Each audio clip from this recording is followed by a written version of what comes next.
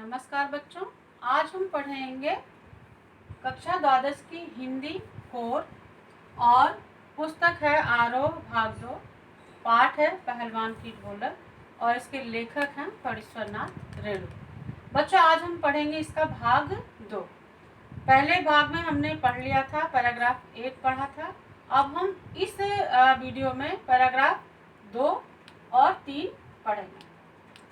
Paragraph 2 और 3 जो है वो पृष्ठ संख्या 108 पर अंकित है और इसमें पैराग्राफ जहाँ से जहाँ तक मैंने लिया है वो है अंधेरी रात चुपचाप आंसू बहा रही थी से लेकर के भरती रहती थी, संजीवनी शक्ति भरती रहती थी, वहाँ तक हम इसमें पढ़ेंगे। तो बच्चों से इस पाठ में जो महत्वपूर्ण है बिंदु उस पैराग्राफ के वो यहाँ पे हमने लिखे हुए हैं। इसके अनुसार ही मैं आपको पाठ एक्सप्लेन कर दूंगी। वैसे बच्चों, आप जब पाठ पढ़ते हैं तो पाठ की कहानी पूरी तरह से उसको पढ़ने के लिए आप पुस्तक भी जरूर पढ़ें। यह उसके मुख्य बिंदु हैं। उसकी कहानी जो है आप पाठ से भी जरूर पढ़ेंगे। इस पैराग्राफ में जो है वो ये बताया गया, अंधेरी रात का चुपचाप आंसू बहाना। बच्चों, मैंने बताया था पिछले पैराग्राफ में कि जाड़े का दिन था और रात्रि में, वैसे ही जाड़े के दिन में लोग अपने घरों में होते हैं और इस जाड़े की रात्रि की यह विशेषता है कि इस समय लोग अपने घरों में तो हैं ही, जो उनकी घास फूस की झोपड़ी है, जो उनके घर हैं उसमें तो हैं ही, लेकिन साथ ही साथ उस गांव में हैजा और मलेरिया का जो रोग है वो पूरी तरह से फैल चुका है। क्या पूरा कह सकते हैं कि महामारी का रूप धारण कर लिया है। इसलिए लोग अपने घरों में जो है वह बैठे हुए हैं। चारों तरफ जो है वो निस्तब्धता छाई हुई है। अब हम वहीं से अगले पैराग्राफ में आ रहे हैं। अगले पैराग्राफ में ये बताया गया है कि रात जो है वो अंधेरी है, अंधेरी रात है, अमावस की रात है और उस समय यहाँ पे चूंकि रात्रि का मानवीकरण किया गया है। यह कवि लेखक का देखेंगे कि जो कविताओं में उन्होंने जैसे वर्णन किया वैसे ही यह पाठ है तो गद्यात्मक, लेकिन कहीं न कहीं इसमें अलंकारिकता का भी भाव आपको दिखाई देगा। जैसे है अंधेरी रात का चुपचाप आंसू बहाना। बच्चों, आंसू तो मनुष्य बहाते हैं, जब हम दुखी होते हैं तब हम आंसू बहाते हैं और यहाँ पर रात्रि का आंसू बहाना है तो यहाँ पर रात्रि का मानवीकरण किया गया, अर्थात रात्रि भी, प्रकृति भी इतनी उदास है कि वह भी क्या है, उससे भी आंसू बह रहे हैं, अर्थात वह चुपचाप है, निस्तब्ध है और वो जो अंधेरी रात है वह ऐसा लग रहा है कि जैसे इन गांव वालों के दुख को देख करके चुपचाप आंसू बहा रही है। पृथ्वी पर कहीं प्रकाश का न होना। बच्चों, इतना अधिक अंधेरा है कि पृथ्वी पर कहीं भी कोई प्रकाश दिखाई नहीं दे रहा है। ऐसे में यदि कोई भावुक तारा ऊपर से टूट करके आकर के पृथ्वी पे प्रकाश फैलाना चाहे तो अन्य जो तारे हैं वह भी क्या करते हैं, वह उसकी इस भावुकता पर हंसने लगते हैं। अब यहाँ पे बच्चों पाठ के संदर्भ में क्या है, पाठ के संदर्भ में यह है कि अगर कोई पीड़ित व्यक्ति, हैजे और मलेरिया से पीड़ित व्यक्ति यदि अपने पास पड़ोसी का हाल चाल भी पूछना चाहे तो उसके अंदर भी इतनी शक्ति, इतनी क्षमता नहीं बची हुई है कि वह जाकर के अपने पड़ोसी का हालचाल भी ले सके। तो यहाँ पे स्थिति देखेंगे इस तरह से अत्यंत भयानक हो गई है उस गांव में। भावुक तारे की असफलता पर हंसना, तो वही है भावुक तारा जो है वो जब वो सोचता है कि एक ये उपमान लिया गया है कि भावुक तारा सोचता है कि पृथ्वी पे इतना अंधकार है तो वहाँ जाके प्रकाश वह फैला है, उसकी इस असफलता पर, क्योंकि उसके इस तरह के किए गए कार्य से किसी का कोई भला नहीं होना है, पृथ्वी पर प्रकाश नहीं होना है। इसी तरह से उस दुख से पीड़ित, उस बीमारी से पीड़ित व्यक्ति यदि किसी की मदद भी करना चाहे तो मदद करने की स्थिति में नहीं है। भावुक तारे की असफलता पर हंसना, रात्रि की भीषणताओं में ढोलक का उल्लेख होना। ऐसी स्थिति में बच्चों जब चारों तरफ स्तब्धता है, सन्नाटा छाया हुआ है, जो रात्रि में जो जानवर हैं वह जैसे उल्लू और सियार सिर्फ उन्हीं का जो क्रंदन है, उन्हीं की जो आवाज़ है वह सुनाई देती है। ऐसे में आप देखेंगे कि एक ही ऐसा व्यक्ति है जो कि जागृत अवस्था में है और वह लोगों में यह ढांढस बंधाता है कि कोई बात नहीं, इस तरह की जो विपदा की स्थिति है उससे हम बाहर निकल जाएंगे। और वह है पहलवान। पहलवान का नाम क्या है? लुट्टन सिंह। और लुट्टन सिंह जो पहलवान है वह ढोलक की थाप पर, ढोलक पे जो है वो पीट पीट करके उसको, लोगों को यह संदेश देता है कि नहीं, अभी जो है हम इस महामारी से उबर सकते हैं। इसलिए लोगों में धैर्य और ढांढस बढ़ाने का कार्य वह पहलवान करता है, इसलिए वह अपनी ढोलक को पीटता रहता है।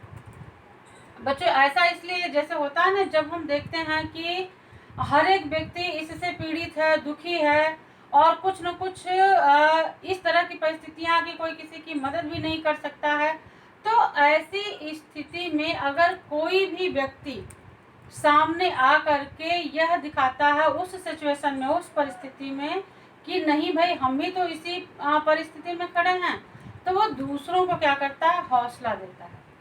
जैसे बच्चों इस समय जो कोरोना वायरस है, इस अगर स्थिति में आप देखेंगे डॉक्टरों को, हम और आप सामान्य जन तो घरों में कैद हो गए, बैठ गए, लॉकडाउन में अपने आप को सुरक्षित कर लिए, लेकिन जो बीमारी से ग्रसित व्यक्ति है उनका इलाज करने के लिए हमारे डॉक्टर हैं।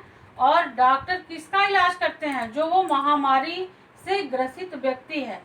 तो उन्हें डर नहीं है, उन्हें तो बहुत डर है। बेशक वो किसी न किसी सुविधाओं से अपने आप को युक्त करते हुए, चाहे वो पीपीटी किट हो या अन्य उपकरण हो, उससे अपने आप को सुरक्षा देते हुए वह सामने किसी मरीज की सेवा कर रहे हैं या उसका उपचार कर रहे हैं। तो उपचार कर रहे हैं, लेकिन उस दौर में हमें यह भी सीखने की आवश्यकता है कि आखिर इसी परिस्थिति में, इसी धरती पर जहां सब लोग इससे दुखी हैं, भयभीत हैं, एक दूसरे से भाग रहे हैं, क्योंकि यह बीमारी ही ऐसी है, उस समय हमारे इस तरह के लोग जो हैं वो हमारे अंदर क्या कर रहे हैं? संजीवनी शक्ति भरने का कार्य कर रहे हैं। उनको देख करके हम इंस्पायर हो सकते हैं, उनको देख करके हम प्रभावित हो सकते हैं कि भाई इनका मुकाबला तो रोज उस रोग और रोगी से हो रहा है, लेकिन फिर भी ये अपनी सेवा दे रहे हैं। तो कहीं न कहीं हम उनसे क्या होता है, हमें ये लगता है कि भाई ठीक है, हम भी ठीक हो जाएंगे, यह डॉक्टर भी तो हमारे जैसे ही हैं। तो इस तरह से जो पहलवान है उसकी ढोलक जो है वो लोगों में संजीवनी का काम कर रही है। पहलवान की ढोलक की आवाज से मृत गांव में संजीवनी का भरना। तो वो जब ढोलक को वो पीटता है तो उससे गांव में लोगों में एक शक्ति का संचार होता है कि नहीं, पहलवान भी तो इसी गांव का है, इसी गांव में हैजा और मलेरिया है, तो वह भी तो बचा हुआ है, इसलिए हम भी बच जाएंगे। तो ये आपके दूसरे और तीसरे पैराग्राफ के अंतर्गत यह बातें जो हैं बताई गई हैं। और इसमें यह दिखाया गया है कि रात्रि का वर्णन है, और दूसरे जो सियार और उल्लू हैं वो रात्रि में जो बिल्कुल रात चुपचाप है, तो ऐसे में अगर किसी की आवाज़ आती है जानवरों की तो वह पेचक मतलब उल्लू होता है, उल्लू और सियारों की आती है, वही हुआ हुआ की आवाज़ निकालते हैं। और उस स्तब्धता को चीरने का काम जो हम जानवरों में जो कुत्ता है उसको परिस्थिति को भांपने की क्षमता होती है। तो वह भी जो है, आप इस समय भी इस परिस्थितियों को आप स्वयं जो है अनुभव कर सकते हैं, स्वयं इसकी अनुभूति कर सकते हैं। जैसे इस समय की स्थितियां हैं, देखेंगे कि सड़कें जो है सुनसान हैं, लोगों का आवागमन कम है, भीड़ जगह जगह जो एकत्रित होती थी अन्य उत्सवों पे वो कम है। तो ऐसी स्थितियां आज के इस वर्तमान परिवेश में भी आपको बिल्कुल आप उसी में जी रहे हैं जिस समय उस गांव के लोग हैजा और मलेरिया की स्थिति में जी रहे थे। तो बच्चों, पाठ को पढ़ते पढ़ते आज हम गांव के वह सभी लोग हैं, आज हम जीवंत पाठ को पढ़ रहे हैं। आज हम उन्हीं पात्रों में से एक हैं जो उस समय उस बीमारी से को झेल रहे थे, उसका सामना कर रहे थे, उसका ही वैसे ही आज हम कोरोना वायरस नामक बीमारी का सामना कर रहे हैं। तो बच्चों, इस तरह से आप देखेंगे कि दोनों परिस्थितियां एक जैसी यहाँ पर हैं, लेकिन उसमें भी कोई न कोई हमारे अंदर शक्ति का संचार करने वाला व्यक्ति होता है। जैसे कि हमारे इस समय के जो कह सकते हैं कि जो सेवा देने वाले लोग हैं वह हैं, उसमें सभी वो लोग आते हैं जो इस विषम परिस्थिति में भी एक दूसरे को अपना योगदान दे रहे हैं, सेवा दे रहे हैं, चाहे वो किसी भी दृष्टि से हो, चाहे वह धन की दृष्टि से हो या चिकित्सा की दृष्टि से हो, या सबसे बड़ी बात है बच्चों, चाहे वो मनोबल की दृष्टि से हो, और चाहे वो शिक्षा, जो हम हमारे जैसे अध्यापक और अध्यापिकाएं जो आपको घर बैठे आज यह किसी न किसी सिस्टम से, किसी न किसी उपकरण के माध्यम से आपको भी ज्ञान देने का जो प्रयास कर रहे हैं, वह सब इसके अंतर्गत आते हैं। इन सबका योगदान है। आज आप और हम दोनों ही विषम परिस्थितियों में भी एक अवसर की तलाश में हैं और हम आगे बढ़ रहे हैं, और इस तरह से विषम परिस्थितियां हमेशा जीवन में आती रही हैं, आती रहेंगी, लेकिन धैर्यपूर्वक सामना करने पर ही हम उससे पार हो सकते हैं। तो बच्चों, इस पैराग्राफ में यही था, और इस पे आधारित थोड़े से प्रश्न हैं जो अभी मैं आपको फिर बताने जा रही हूँ। गांव में ऐसा क्या हो गया था कि अंधेरी रात चुपचाप आंसू बहा रही थी? तो बच्चों, अब तो प्रश्न का उत्तर आपको आ गया होगा, है ना। गांव में हैजा और मलेरिया की बीमारी हो गई थी जिसने महामारी रूप ले लिया था। लोग गांव में मर रहे थे, और इसलिए जो रात्रि थी, अंधेरी रात थी, क्योंकि जाड़े की रात थी, वह भी जैसे लोग एक दूसरे के दुख में दुखी होकर के आंसू बहाते हैं, ऐसे ही रात्रि भी उनकी इस स्थिति पर चुपचाप आंसू बहा रही थी। तो यहाँ रात्रि का बच्चों मानवीकरण किया गया है, इसलिए गद्य में भी अलंकार है, अतः यहाँ पर मानवीकरण अलंकार है। कहानी में वातावरण निर्माण के लिए लेखक अंधेरी रात के स्थान पर चांदनी रात को यदि चुनता तो क्या अंतर आ जाता है, स्पष्ट करें। बच्चों, आप सभी जानते हैं कि अंधेरी रात जो है, जो कृष्णा रात है, वह दुख का परिचायक होती है, और जो चांदनी रात है वह संयोग का, वह मिलन का, वह खुशी का पर्याय होती है। तो यदि यहाँ पर लेखक अंधेरी रात के बजाय चांदनी रात का उल्लेख करते तो इसके भाव में क्या होता, अंतर आ जाता। जब व्यक्ति दुखी होता है, पीड़ित होता है, तब उसके जीवन में उसको चारों तरफ अपने अंधकार ही अंधकार दिखाई देता है। जब खुश होता है तब तो उसको हर तरफ जो है वो क्या होता है, प्रकाश ही प्रकाश, चांदनी ही दिखाई देती है। तो इसलिए यहाँ पर लेखक ने चांदनी रात के स्थान पर अंधेरी रात का उल्लेख किया है।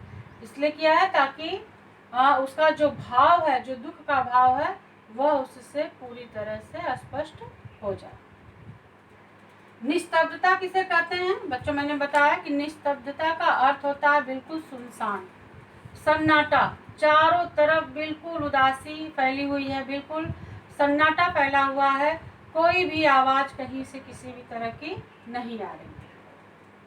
उस रात की निस्तब्धता क्या प्रयत्न कर रही थी और क्यों? उस रात की निस्तब्धता जो थी वह यह प्रयत्न कर रही थी कि लोग जो हैं वो क्या हों, लोग इस पीड़ा से जो क्या हो जाएं, बाहर हो जाएं।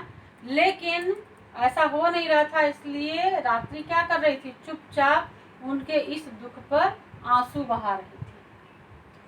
पहलवान की ढोलक किसको ललकारती थी? पहलवान की ढोलक जो है, जो लोग दुखी थे, पीड़ित थे, जो हैजा और मलेरिया से ग्रसित थे, उन सब में एक उत्साह लाने के लिए, एक शक्ति का संचार करने के लिए वह अपना ढोलक बजाता था, और वह दुख को, उस रोग को ललकारता था कि क्या है, आजा मुझसे भिड़ जा, अर्थात मुझसे भिड़, मेरा कुछ नहीं कर सकता। तो इससे लोगों में क्या कर रहा था, वो हौसला, लोगों को शक्ति दे रहा था।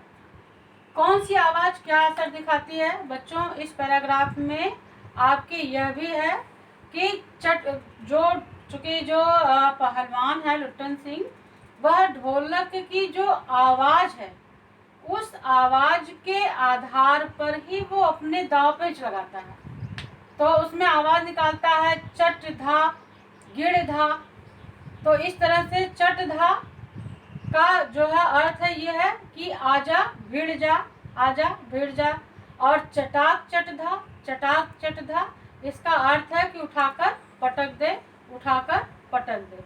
तो इस तरह से बच्चों जो ढोलक से जो आवाज़ निकलती है उसका भी ये अर्थ है, वो यही कहता है उस रोग को कि अच्छा आजा भिड़ जाओ। लोगों को भी कहता है कि ठीक है रोग है तो आए भिड़ जाए, हम क्या करेंगे उसको उठा करके पटक देंगे, उठा करके पटक देंगे। अर्थात हम क्या होगा उससे जीत जाएंगे, वह जो भी रोग है हम उसको हरा करके उससे हम जीत जाएंगे। और इस तरह से उसकी यह जो ढोलक की आवाज़ है लोगों में संजीवनी शक्ति भरने का काम करती थी। तो इस तरह से बच्चों यह आपका पैराग्राफ 2 और 3 पर आधारित लघु प्रश्न था। और अब हम आशा है कि आपको ये पैराग्राफ यहाँ तक समझ में आ गया होगा। बाकी शेष जो भाग है वो अगले वीडियो में हम पढ़ेंगे। धन्यवाद।